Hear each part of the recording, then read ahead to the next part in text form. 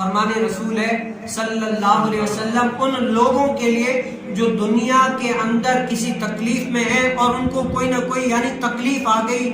پریشانی آ گئی، لائق ایسی ہو گئی تکلیف کہ اب جو ہے نا ان کا ذہن کام نہیں کر رہا، بہت ہی سارا دن ٹینشن میں ہوتے ہیں، ایسی پریشانی ہے یعنی کوئی نہ کوئی مصیبت ان کے پاس آئی پڑی ہے، تو یہ فرمان رسول صلی اللہ علیہ وسلم ان لوگوں کے لیے بڑا ہی خاص ہے کہ یہ فرمان اپنے اندر لے اور سینے میں اس کو جگہ دے، ہر وقت اس فرمان کو رکھ کر اپنے اندر ایک خوشی کی لہر محسوس کریں کہ اللہ تعالیٰ کے محبوب نے ہمیں خوشخبری دی ہے۔ فرمان کیا ہے؟ رسول کریم صلی اللہ علیہ وسلم نے فرمایا اللہ تعالیٰ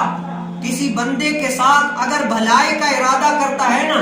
اگر اللہ تعالیٰ کسی بندے کے ساتھ بھلائی کا ارادہ کرتا ہے تو دنیا میں اس بندے کو اس کے کیے کی سزا مل جاتی ہے۔ کبھی کبھار مصیبت میں، تکلیف میں، پریشانی میں، غم میں، عالم میں ایسا اس کا ہوگا کہ کہیں جی نہیں لگ رہا، یعنی ہر وقت وہ اپنے دماغ میں ایسا ٹینشن سوار ہوگا، یعنی پریشانی مصیبتیں گویا کہ اس کا گھر کر لیے، ایسا مصیبت میں اللہ تعالیٰ کے محبوب علیہ السلام نے فرمایا اگر اللہ ان کے کسی کے ساتھ بھلائی کا ارادہ کرتا ہے تو دنیا میں اس کے کیے کی اس کو سزا دے دیتا ہے کہ تم نے یہ کیا، اسی لیے وہ پریشانی غم میں ہوتا ہے۔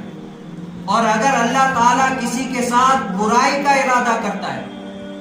کیا ہے، برائی کا ارادہ کرتا ہے تو اللہ تعالیٰ دنیا میں اس کو سزا نہیں دیتا، دنیا میں وہ بڑا عیش و آرام سے ہوتا ہے، سکون میں ہوتا ہے، بڑا ہی عیش و آرام سے ہوتا ہے، ایسا سکون میں ہوتا ہے کہ اس کو کچھ ٹینشن ہی نہیں ہے۔ اللہ تعالیٰ جس کے ساتھ برائی کا ارادہ کرتا ہے تو اس دنیا کے اندر اس کو سزا نہیں دیتا۔ اب میں اور آپ خوش نصیب ہیں، اگر ہمیں کچھ تکلیف، غم یہ وہ ملے ہیں تو کیا ہے، اس پر اللہ کا لاکھ شکر کہ اللہ تو نے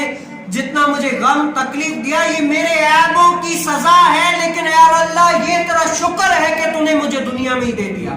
اور قیامت کے دن ان لوگوں کو ملے گا جو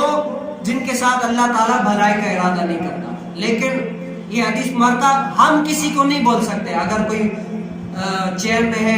قرار میں، سکون میں، تو ہم ان کو نہیں کہہ سکتے اللہ تعالیٰ نے تمہارے ساتھ برائی کا ارادہ کیا، یہ ہم نہیں کہہ سکتے، یہ اللہ تعالیٰ جانے اور اس کا بندہ جانے۔ یہ ہم صرف کیا ہے، حدیث کا مطلب کیا ہے، میں اپنے اوپر دیکھوں کہ یہ حدیث مبارکہ میرے اوپر کتنا لائق آ رہی ہے، یہ فرمان رسول میرے اوپر کتنا لائق آ رہا ہے، میں نے اس حدیث مبارکہ کے تحت میں کس کیٹیگری میں ہوں، یہ اپنے اندر کی